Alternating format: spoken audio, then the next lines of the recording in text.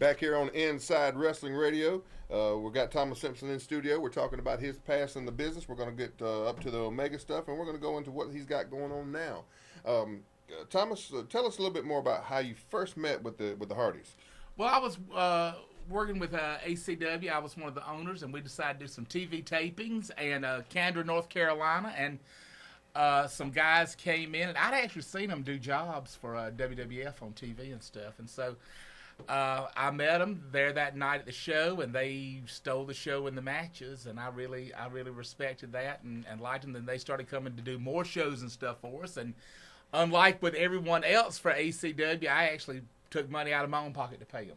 Oh, so you liked them? You saw enough talent, or saw enough in them that I thought they were willing to pay them and make sure they would always come to our shows and stuff, and so Mitch didn't even know about it, that I was paying them. No one knew that I was paying them. Now, how did Omega actually come into being?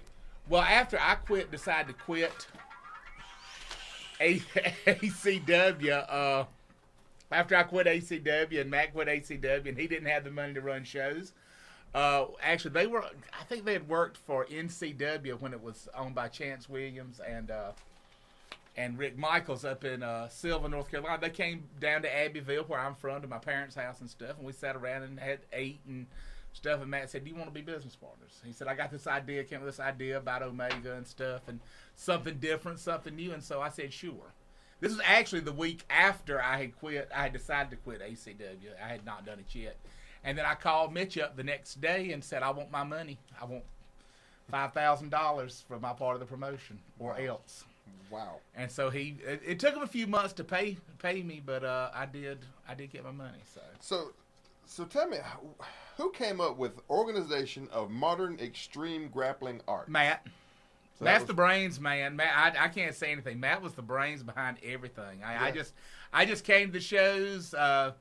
If payroll needed to be taken care of, make sure that the concessions ran, the door ran right, everything that happened as far as in the ring, that was Matt's doing, not mine. He'd talk to me about it and stuff, and I might make a suggestion or two, but we knew going in who would handle the talent, at least the booking and stuff, and who would handle the business part. Although he did go around and like do the promoting part of it in Southern Pines in that area, because I live 4 hours away. So he had the pencil all the way around. He had the pencil all the way around, man. Absolutely. Gotcha. Now, you guys were based out of where exactly in North Carolina? Southern Pines, North Carolina. We ran Southern Pines and Sanford, North Carolina. And occasionally we do a show somewhere else if someone wanted us to come. And ran down in Wallace, North Carolina one time. Ran in Durham one time. So just little areas, usually just National Guard armories and stuff. What do you think was going on in North Carolina at that time that produced such talent that you had in the original Omega? Matt Hardy. Was he training those guys? He was training those guys. He trained Jeff. He trained Shannon Moore. He trained Joey Abbs. He trained Champagne. Shane Helms, he didn't train. Shane actually worked on our first show. Same thing with Mike Maverick. And what about Carino? Carino, he was from, of course, Mark Mess trained him up in Pennsylvania. Right. Joy Matthews was trained by Q-Ball Carmichael, I think, and Jimmy Cicero. Yeah. Okay. But so you were running a school and running the promotion, or how Matt was running, like, he would just train basically in the backyard. He'd train guys in his backyard and stuff. Really? Yeah. And who trained Matt? I guess Matt really trained Matt. Yeah. It was just the idea of, and really, if anybody's listening, you're talking about learning how to wrestle and train to wrestle. Don't waste your money on a wrestling school. Okay. You're right. I mean, honestly, all they can do is just like someone you had on last week who runs a wrestling school, supposedly. This idiot can only teach you how to bump. Okay. That's all you need to know is how to bump. The only way you're going to actually learn to wrestle and get better wrestling is working better wrestlers. Is working better. Now you might run into somebody like my buddy Manny Fernandez. Now Manny can get you in the ring and show you some stuff that'll blow your mind. I saw him train some people a few weeks ago, and it was mind blowing. Just what he was doing and stuff. Right. Of course, he's been wrestling since the '70s. Sure. He's a Navy SEAL. He went to Japan and trained the Russians. He helped train the Russian guys they brought over to Japan in the late '80s. Really? So and he's just mind blowingly. Yeah. Someone like that you can go and maybe do a little training with sometime. That's nice. But these These people wanted to pay all this money for the wrestling schools and stuff. Rip off. So Matt was just doing that out of the kindness of his heart. Just bring. No, he was paying. He was charging people for it. Matt Hardy does that. Matt Hardy's like Thomas Simpson. He don't do anything with it out of kindness. Some people. There's some people. Now, some of his friends like Marty and Jason and Jeff and Shannon, those kind of guys. Yeah. He didn't charge. Okay, but now as time went on and he started developing.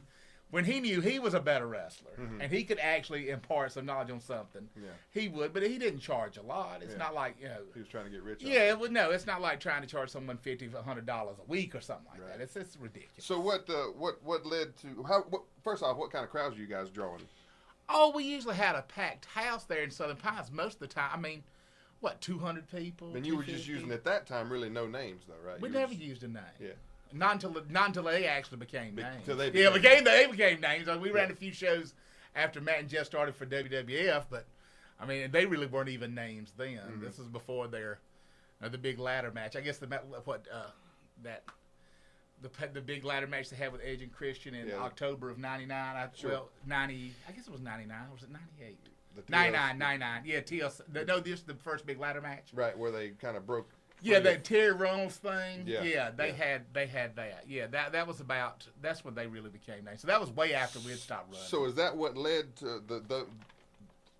When I say that, I mean when they started getting built up and started actually getting some TV time. Is that when kind of they started moving out and you weren't? Yeah, that's when we stopped running shows. So well, that what kind of stopped us from running shows was like they were gone working all the time for WWF. Shannon Moore and Shane Helms and Joey Matthews and Christian New York all started working for WCW. Right. Otto Schwanz and Mike Maverick and Champagne started working for ECW as the Dubs. Right. And Joey Abs, Venom, Jason Arndt started working for WWF as Joey Abs. When all of your top guys are gone, what do? Yeah, you got to shut down. Shut down. Especially when you try to do stuff at the Moore County Fair. And it's okay, and it's like, but then somebody said, can you not put on anything better than that? At the time, I couldn't. Right. So I mean, the wrestlers, the talent pool was actually not as good then as it is now. I mean, in like overall terms. Yeah. I mean, as far as looking, that's 12 years ago. Looking at things now, there's probably more depth of guys that I would say would be awesome, good, or okay. But like the upper echelon of things, there's not as many great guys now as there was then. Right, okay? exactly. So Thomas's interview is flying by here. I want to get up to kind of a little bit more of today. What do you have going on today? Are you running any retirement? Shows? So you're done. Not necessarily. Actually, a local manager and I were talking the other day on the internet, and he had heard a rumor about another promoter and getting into some trouble with drugs and stuff. And so he said, "Was somebody called alleged, of course, alleged, of course." And so he had he said someone had called him the night before asking about it. I said, "Well, this is what I've heard." And then we started talking about APW Chester shutting down. Yeah. And which just recently. Yeah, just recently. And so we were talking about it, and he said, "Well," and the reasons behind it was, of course, money. Always. And he said that he said, "Well, he said I would run a wrestling show except for one, I would make everybody so angry because I want things just a certain way, and two, I wouldn't have the money to pay people what they deserve because I have more things to do with my money."